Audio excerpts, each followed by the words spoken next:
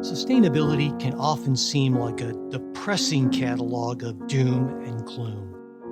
But although we face serious challenges, a better and more sustainable future is possible.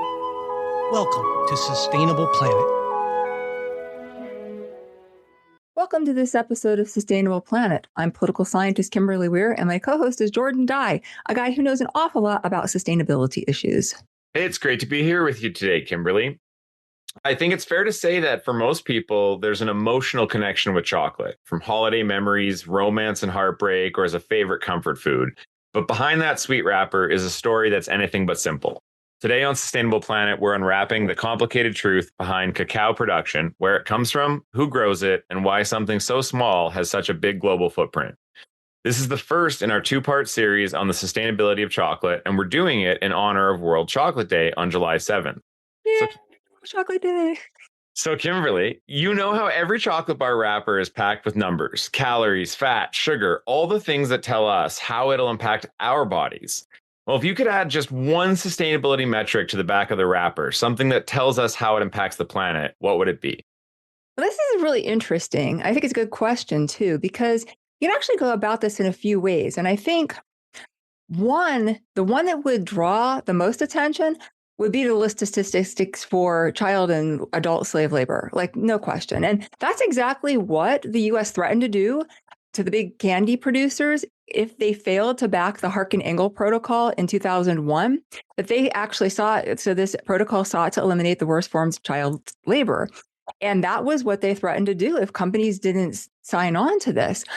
But I think that actually it would be great if companies who it would actually work for companies who ethically source their beans, because then they could put a big giant zero in like boldface, right? And say, hey, but I think the one statistic that would really get to the heart of the matter would be to list that 68% of cocoa is wasted by not using the whole pod, and that packs much less of a punch, but it would actually help to eliminate worse forms of child labor and adult slave labor, because if farmers were paid for the whole pod instead of just because it's a really labor intensive I've visited cacao farms, and it's a labor intensive process because besides the growing and the harvesting, everything, right? They harvest after that. They have to split the pods. They have to separate out the beans. First they have to ferment the pods, cover them all in bananas. Right. I'm thinking the process here. Yes, they have to be fermented first. And then either they split them or they ferment them first as whole pods. I forget which. It's been a while. But then they have to separate out the beans. They have to put them on drying tables, and then they have to keep turning them for a few days in the sun. They have to hope that the weather cooperates with them and that the conditions aren't too much humidity in the air, because that can make them go off. Then they have to package them up and send them off. And so they have like this huge process before they even get to the point where they can ship them off to be sold. So if companies would buy whole pods, that would eliminate all of those steps in the labor process. And so there would be far less demand for labor. And so because of that, then they could really eliminate a lot of the worst forms of child labor and adult slave labor in the process. But of course, that doesn't pack nearly, like the eye-opening number that, hey, 57 children and adults were harmed in the making of this chocolate bar. I mean, I think that would resonate with people, though, seeing that on there. And I think this is a really important point you just made, because a lot of times we're talking about labor impacts. We always want to see more jobs, right? And that's generally the drive. But in cases like the chocolate industry, where there's still so much slave labor that is put in it, we're not actually paying the price of labor in that good. So when you're talking about steps that could remove those jobs, it's not jobs. I think that's the big distinction, right? Like they're not being paid for this. And shifting to, I think some of the other methods we'll talk about today is, if you're not going to take the labor out of it, getting more of the money into that part of the chocolate production system, so you can have more better paying jobs, and this is more sustainable. I have a couple. I wanted to start out talking a little bit about the size of the chocolate industry because I have got some stats today that I think you're going to enjoy because I did use the famous elephant scale. So I want to know like how much are we talking about per year, right? And it's about 4.7. I saw ranges estimating from 4.7 million tons of cocoa each year up to 6 million tons of cocoa. I went with the 4.7 million and I translated this into elephants. It's actually equal to double the weight of the entire global elephant population. You would need 940,000 elephants to equal the amount of cocoa we produce. And the big thing here is that's not chocolate. That's just that upstream. When you look at chocolate, it kind of amazing. We are producing, oh, I gotta find the stat here, but it's equal to the size of the Great Pyramid of Khufu in Egypt. That is the amount of chocolate we produce each year. And I probably eat about 12 blocks worth of that pyramid myself. Oh, well, you do know that America is the largest consumer of, like, largest single country consumer of chocolate in the world at about 17% of the global chocolate. Per capita, though, it's definitely the Danish and the Swiss and the Danish. I forget which one is which, but they're both like pounds of chocolate a year. And having been, oh my gosh, to die for. So understandably so. I was going to give America a little credit there and say you're not the highest per capita, but I notice how quick you were to point out that we're not the highest. Well, we eat the crap stuff here. That's the problem. That's the difference is the Swiss have a very refined palate when it comes to chocolate. And it was interesting too, because I was recently in Switzerland and was asking in the shops about, was it fair trade, ethically sourced? And because they didn't have signs up in some of them, and there's absolutely, it was like kind of so much a given that it wasn't even publicized. Like that was just a given in these. Yeah. And it was really impressive because that is not the given in most places in the world when it comes to chocolate. I was going to say maybe a sneak, behind the scenes sneak for listeners here. There's definitely one person on this episode who loves chocolate a lot more than the other. I have a sweet tooth, but I got to say chocolate is not the one that drives it for me. So it was actually you who told me that there was a World Chocolate Day, which did not surprise me. But interesting that it was in July. When I think of chocolate, though, and the kind of the environmental issues, I do think about the deforestation, and you combine that with the kind of monocropping that's been driven by this. And I know that when we focus on chocolate, we think about like West Africa and just the severe amount of deforestation that's been driven by this industry in those countries. And now seeing it rise in Indonesia and the amount of land loss that's kind of going on is that's gained ground. One of the things I found most interesting, though, is that you have to be between plus and minus 10 degrees of the equator to grow this crop. And I think that really, it creates a really band kind of deforestation you're seeing driven by chocolate. And that was an interesting fact for me on this as we were preparing. Yeah, it's largely an equatorial crop. And what's also interesting is that it originated, many people probably know, actually in Mesoamerica.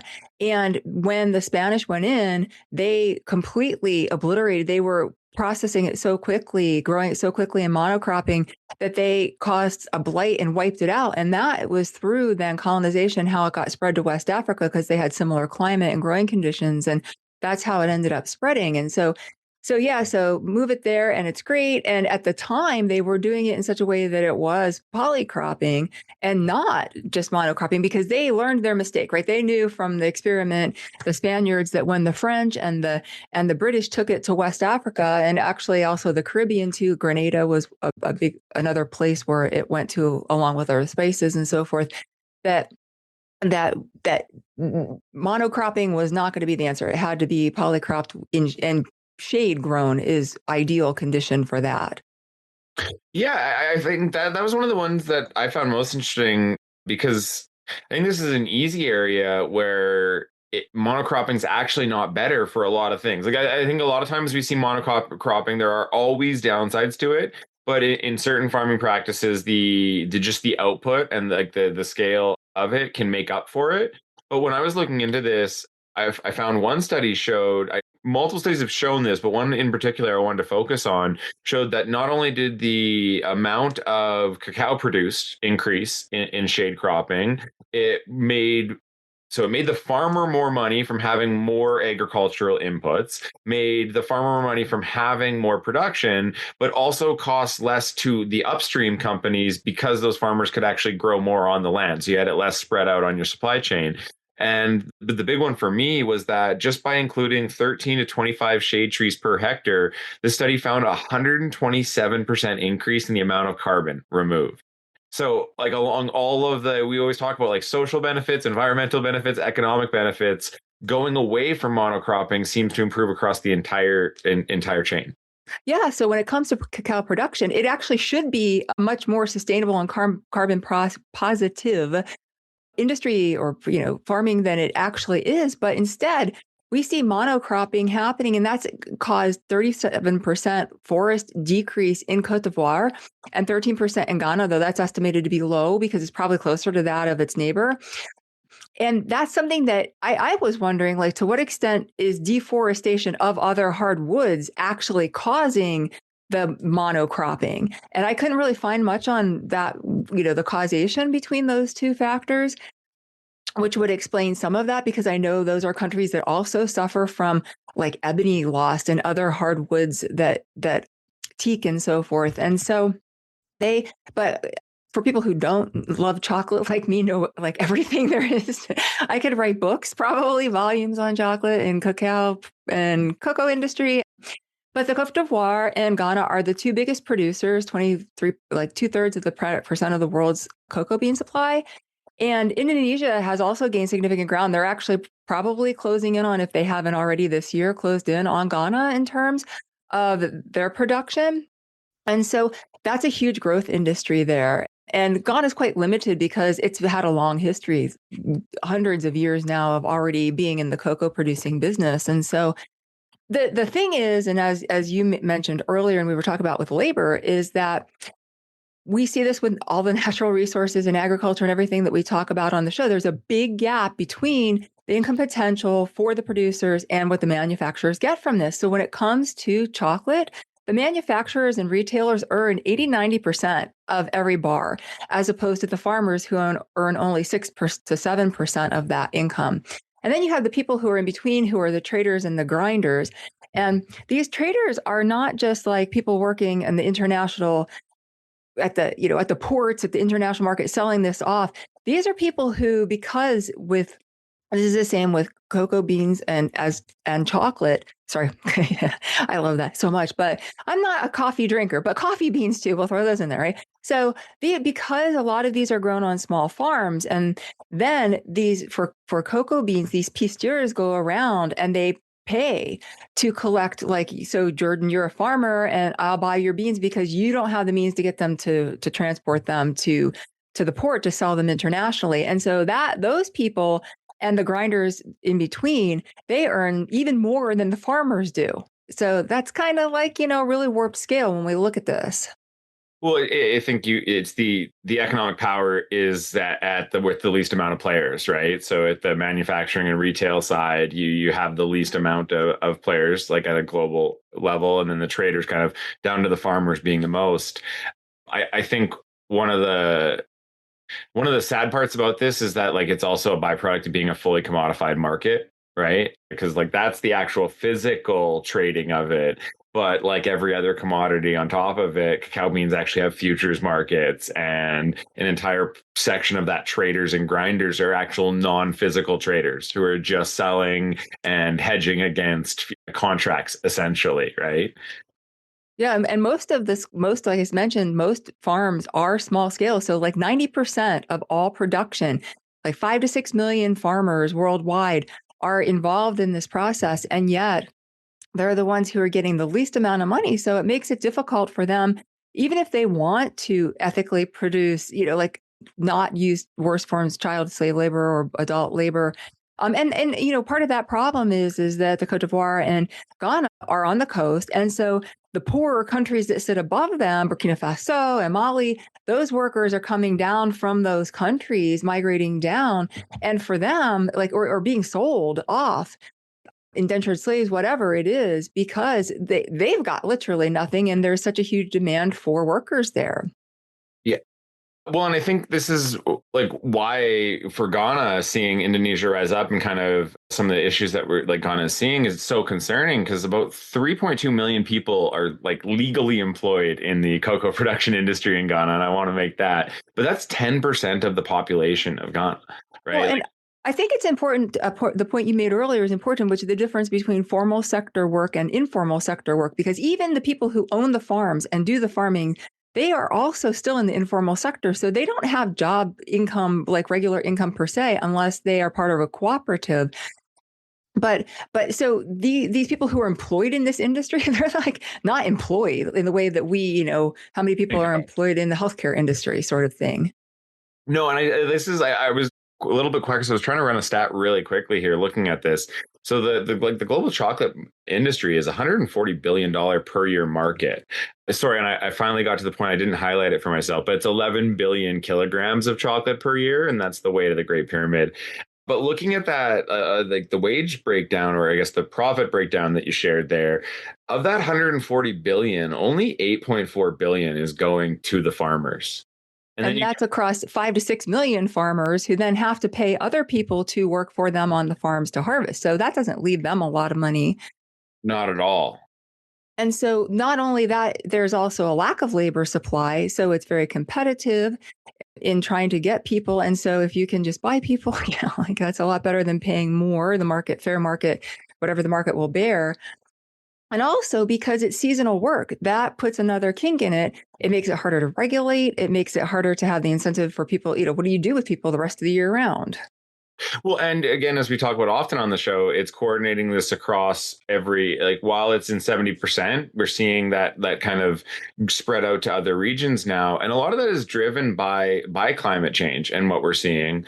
I again, as not a chocolate lover, I think I was always on the edge issue. Chocolate is not great. I think like everybody from an environmental perspective, but I didn't realize how much the climate change we're already experiencing is driving some of the decline in West African chocolate production and shifting it.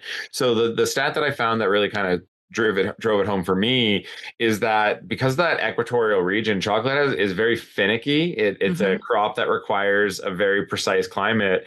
And in West Africa, over the last decade alone, 2/3 of growing regions have seen an increase of 6 weeks worth of days that are hotter than cocoa plants can handle. And in the worst regions, it's actually 8 weeks. So this has led to a price surge of 136% in the cost of chocolate between 2022 and 2024. And you've probably experienced that more than I have. I do, yes. Yeah, I think the way I've experienced it is noticing that like chocolate's getting smaller, maybe that shrinkflation. I don't see it being that much more expensive in my daily life compared to like with the grocery inflation in general, but have definitely noticed when looking at it like that.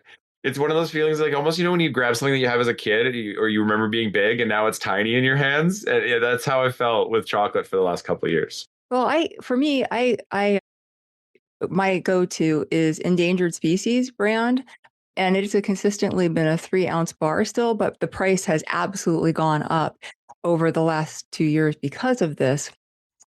And the thing is that because of climate change and deforestation and the need for the demand for chocolate, right? Because of this, there's research done on full shade cultivation, and there have been developments in this to be able to move in this direction. But that's kind of a catch-22 too, because if you actually put this out there, then that might actually lead to more deforestation because you can have more full sun cultivation with the same yields. Yeah, and then do we get to removing actual forestry for a polycrop but artificial forest? Because yeah. And every industry forecast I could find only sees the demand for chocolate increasing. Absolutely so, because there are markets that haven't even been tapped yet with the growth. I mean, okay, so in the markets that are well established, like in Europe, there's still an expectation of 9% growth in the next 10 years. There's an expected growth in the United States as well. But the untapped markets of particularly Asia, there's been so much growth there. And in the next 10 years, the expected growth is 19% in Asia Pacific. And it's like growing at a rate of 5% a year almost in just Asia alone. And so, yeah, there's a huge demand for more chocolate. And the thing is that like everything else we talk about, where emerging economies and more people have more buying power, especially when we talk a lot of what we've talked about meat, the demand for that, or construction, these are things where the planet just cannot sustain the same level of these that we in the global north have already demanded. And so if the chocolate industry just can't keep up demand with what is expected for growth here, what's that going to do? And so we need to have some controls in here, right? So that was one of the things that the Harkin-Engel Protocol was trying to institute, because it wasn't just about worst forms of child labor, but it was everything then that promotes sustainability, because we know that all of those things are going to be the ultimate way to route this out. And that's one, I guess, foreshadowing my hopefulness on this issue is it feels like some of the pressures are aligned to move it towards a more sustainable option. As we talked about, more sustainable with like an asterisk, because I think, like you said, if you move to shade cropping and more sustainable cocoa production, does the short term is you get more out of that area. So I think like that's kind of the good news, immediate impact, right? Is that you're seeing better local production, better money to the farmers, and better output. But with demand growing, to your point, does that lead to just taking more forest? I think in this case, I'd say that it's going to be better than continuing the way it is, right? If it's going to happen either way, I would rather just see it happen in the most sustainable manner. So I think that's kind of foreshadowing where I'm going to go with my hope for today, is that, that pressure on increased demand, the kind of regional shift that we're seeing, those countries in West Africa aren't going to just stop producing, right? And I think about it in my kind of oil producing region here in Canada, of how much like an industry that employs that much can drive.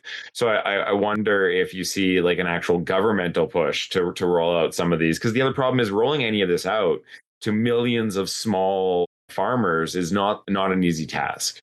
Well, and that's what part of the protocol did, was actually got Cote d'Ivoire and Ghana on board with this. So it was them and the 7 major chocolate company producers in the world as well. And some of them were like Barry Callebaut, which most people don't know that name, because they actually produce chocolate for other chocolate producers, candy bar makers and so forth. But among them, like Cadbury at the time, which is since now Mondelez, and Hershey was one of the worst offenders for the longest time. They've made some progress. Mars was also a terrible offender, which they've really made a huge, like they're now getting stars for theirs. So they've done a huge turnaround. Nestle, still pretty bad. So, and it's not surprising you see like kind of the ones that are like the mega corporations are the ones that are the worst offenders.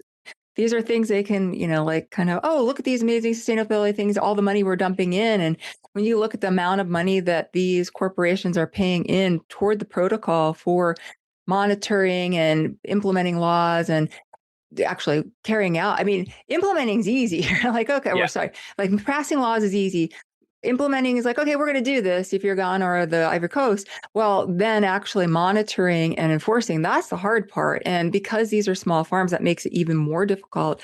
And not even just those countries, but in Brazil, in Indonesia, and other places, Ecuador. Ecuador is not even like, Ivory Coast it's got all of its decades of civil war, which has put it behind, but it is also still a lot of positive growth perspective there.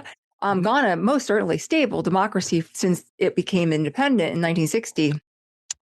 Indonesia, also, emerging economy. But you look at Ecuador, Ecuador is like one of the poorest countries in the world. Well, but even beyond that, I think like the second we get to Nestle, it's like I could do an entire episode just on that company alone. We should. I really agree. Yeah, because you look at like how they've abused some of their water contracts in Canada and America, for example, and just like draining regions and then fighting any government trying to like claim back.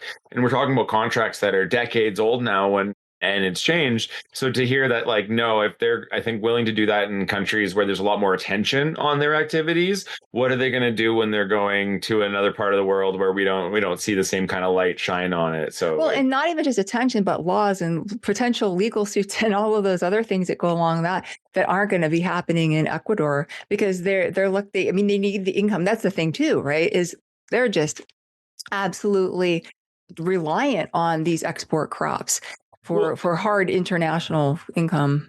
And that's a question I wanted to ask you about this, the protocol, because I wasn't actually aware of this before we came into the episode. And then it seemed interesting to me that it seemed like it was more successful than a lot of international ones because it had the weight of the two producing countries.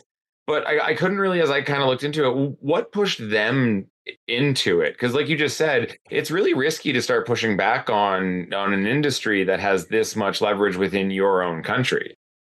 Well, it was because it was backed by the US government. It was the one really pushing behind the Harkin-Engel Protocol. They were a senator and a representative from the US who were trying to push this through and draw attention to worst form of child labor.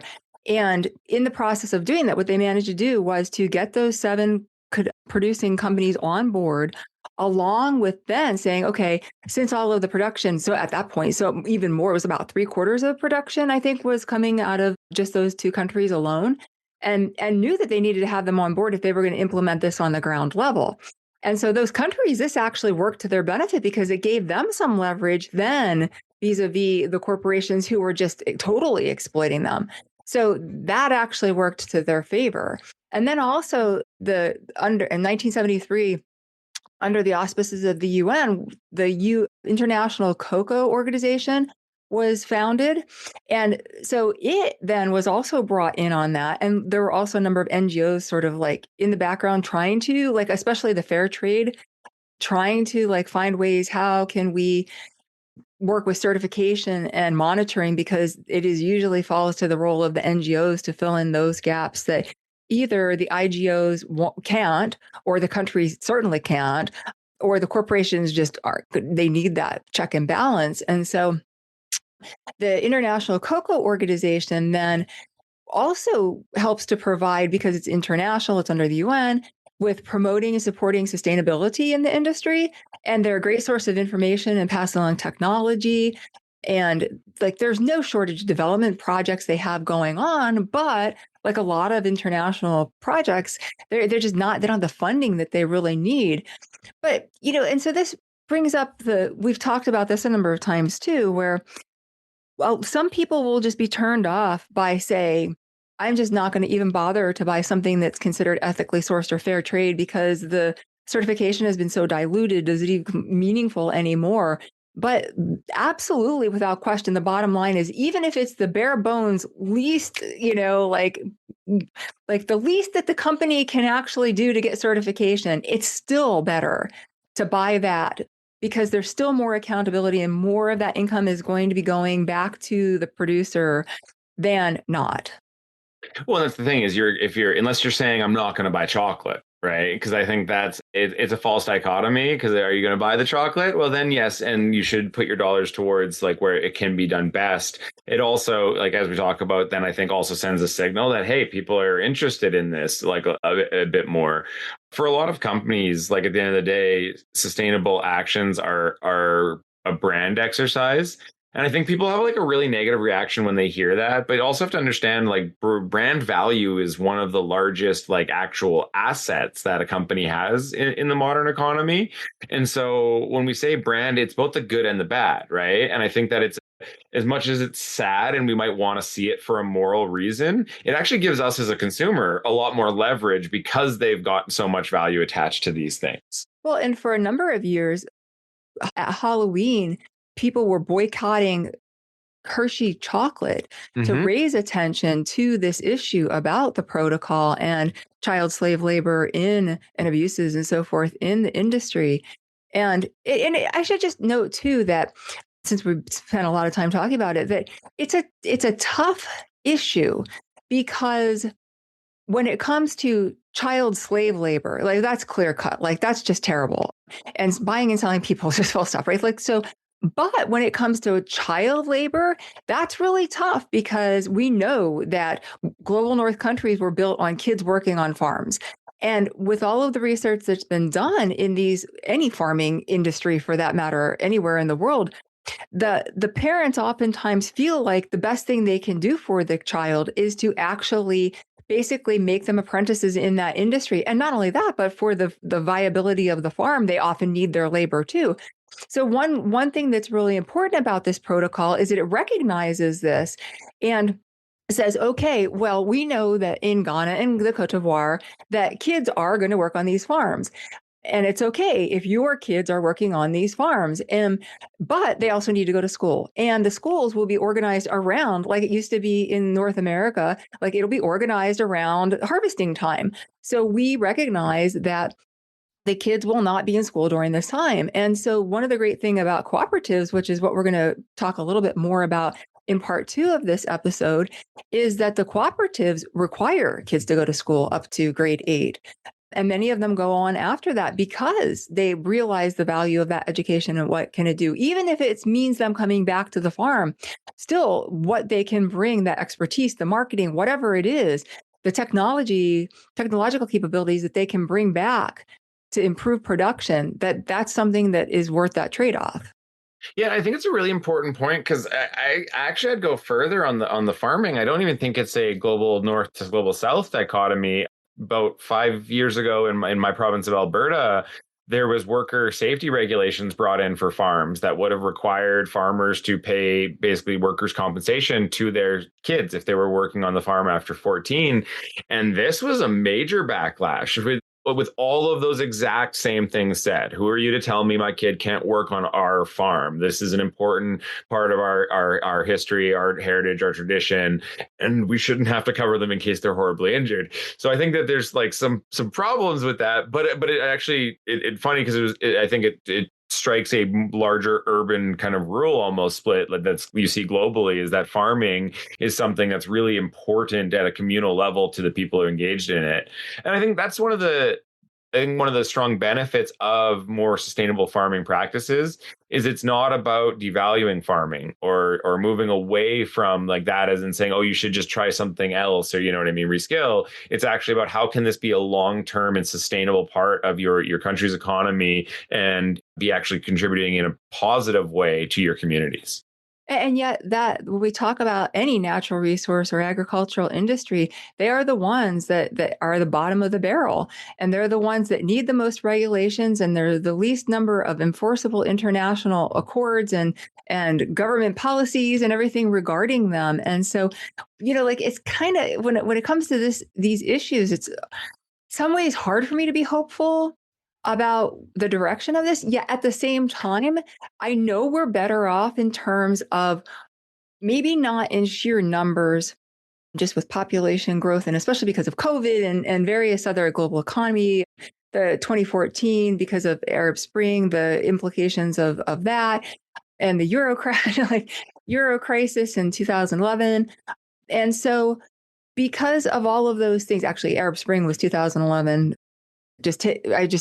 Syria civil war started in 2014. That's why I had that number in my head that year. But yeah, taking all those things into account, I think that there is more awareness. I see far more ethically sourced fair trade, just labels on the whole, but products, especially chocolate and coffee. Coffee industry is much bigger, so that gets more attention. But chocolate industry is really growing, and there are far more available varieties in mainstream markets now than there ever were before. So I think that we are sort of moving in that direction. But as you pointed out in either the last topic we talked about on degrowth or circular economy, I forget which one it was, and people should listen to both, and then you can figure out for me that you had pointed out that when it comes to making changes, like for the coal industry now to say we use recycled content paper and LED light bulbs, like that doesn't cut it anymore. And I think the same goes for these companies too. So even what Nestle's doing, or the worst ones, the ones that fall at the bottom of the list nowadays, that they're still doing way more than they did when the protocol was initially put into place in 2001.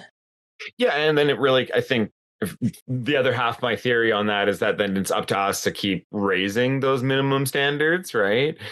And I think that that's, well, I'm foreshadowing, we're going to talk about collectives and cooperatives in the next episode, because that's what actually does give me the most hope, is that we've seen models, especially from farmers before in a history of collective power. And I think that's where I get really hopeful when I'm thinking about this. Yeah, and the thing is just to, I think, to end this episode off is the fact that those products, I mean, some of them are sold intentionally to people in niche markets who are willing to pay absorbent amounts that are completely not reflective of what they should. And some of them, I mean, there are bars that, depending on who's making them, if it's one small place grinding their own beans from beginning to end, like, of course it's going to cost more because they're paying people in global north countries wages, fair wages with benefits and the overhead, and also paying fair wages or fair prices for the cocoa the beans that they're getting in the first place. So of course they're going to be more expensive. But if you start looking large scale at the corporations that are doing this, there is no reason why the bars that I buy are not obscenely, of course they're going to cost more than a basic Hershey bar, but they're not outrageously priced at all, or I wouldn't be able to eat my weight in chocolate every year. So that was actually going to be my kind of why I went with the hopeful. Is I had a unique wrap-up question I wanted to throw at you, which was, can you give us some examples or options of chocolate that we should go and look for? Definitely. When I'm a pure, I like dark, 88% is, and that's why I like the endangered species. I can get it in the local supermarket. I buy a lot of it. I can support that habit. But our go-to treats are ones, there's Cho, it's spelled TCHO. It's out of San Francisco. Their bars are definitely more expensive, but they are super quality. They do everything. It's all sustainably sourced. And they make an interesting wide variety of flavors. Most of them are a bit sweet for me because 80 is sort of my minimum cocoa content, but I will eat some of the other ones as well because the way they do it, they don't add a lot of extra sugar. So there are, plenty of brands that are widely available. Theo is also out of San Francisco. It's a theme here. Now, I was surprised. My mom bought me chocolate. We were just on vacation. My mom came back with chocolate bars, and Lindt and Ghirardelli both actually had bean to bar on them. And I was surprised because I know that's something that's been a big push. Now, Ghirardelli is a San Francisco also company, but Lindt and some of the others that are out of Europe, they have been legions ahead. Like Nestle is selling fair trade Kit Kat bars in Europe, but not in the United States. And so just for different markets, even, they're still not even sourcing. And when I visited Coapacoco in 2013, at the time, this protocol there was a lot of pressure with the protocol to move for these major companies to move to exclusively sourcing fair trade beans. And they were using the excuse that there just wasn't a big enough supply yet at this point. But when I visited the cooperative, they said they had more than enough fair trade beans and ended up selling them off on the conventional market because they had more than what the companies were actually willing to pay for. And so I don't know. I haven't seen recent statistics, and I should go back and visit Coapacoco to firsthand. They released their reports, gave me reports and stuff. I was able to look at them to verify what they were saying, run numbers and stuff for other reasons, and not other. I was writing a book at the time, and so I was using it for the research I was doing in part for this book chapter. But this is something that I'd be really curious to be able to compare today to see if their answer is still the same. We still have all of this this or also organic, because that ends up being if you're going to sell it, people don't care so much about ethically trade, fair, sourced, but they care more about organic. So if they end up invariably sort of folding those two together. And so I'd be curious to see if they still have sort of a glut of that, because the thing is that they are doing it anyway. And any place that is doing it, they're doing this anyway. And so they're not even being adequately compensated for what they're already doing and taking care of the environment. And so Divine Chocolate is another one absolutely people should look for. They are, in fact, out of Ghana. And that has an interesting history because it was owned, the Body Shop actually started, a UK company, the Body Shop actually funded them and started them. And then when the Body Shop sold out, they actually gave them their shares. So they own the whole thing, which is so cool. Yeah. I mean, I think like the thing that stands out to me is you just hit on two of my least favorite things that you see companies do, especially in the sustainability, which is one, have the ability to do it in another country, selling profitably, and then not roll it out to their entire like global supply chain. I think that it always just annoys me. We've talked about it with the Amazon, and how they do like, no plastic in India, but they won't roll it out. And I think that the same thing here. If you can have a sustainable fair trade Kit Kat in Europe, there's no reason that I shouldn't be able to buy one in Canada. And then the second one that it always makes me laugh, and I feel like that the second you hear from a company, oh, there's just not enough supply of it right now, it'll happen. That's the moment that it actually should just be pushed with regulation. Because if it was, and to your point, no, wait, they already were oversupplied. It's just like an excuse. There's no easy option. There's no one trader who's rolled it all up that we can just go buy. And I think that's the moment when it's like, well, we actually need to put the pressure on that multinational to use their market power and their resources to complete that last step, right? But that's the problem, is because the only way these companies would concede to this protocol was if it were voluntary. And that's with every protocol. Yeah. It's the same with the responsible, the roundtable on sustainable palm oil production. It's the same thing. Like companies said, oh yeah, they're the same with the fashion industry, right? After the Rana Plaza incident, they said, oh yes, we'll do something, but only on our own terms. And so this is it. We don't have any international law with teeth that can actually enforce any of this. And that's how it's going to continue, especially with the political environment now. That's certainly not going to change anytime soon. If anything, we're moving backwards. So we were supposed to be ending this with like, oh, why we're hopeful. I think we've devolved back into, oh no. Well, okay, as a preview for next episode, I do think there are things to be hopeful for in the chocolate industry. So and with that, you should stay tuned for the next episode, which will air next week. So if you enjoyed our episode, this one on Sustainable Planet, or even if you didn't, let us know at splanetpod@gmail.com. We're on Facebook, Instagram, LinkedIn, YouTube. You'll find show notes, lots of resources on splanetpod.com, along with interesting write-ups about our episodes to encapsulate the points of what you might really want to know about what we did. And then that way you don't have to take notes as you listen. You can read more on my Substack post. Please rate and review our episode and have a sustainable day. Thank you for listening.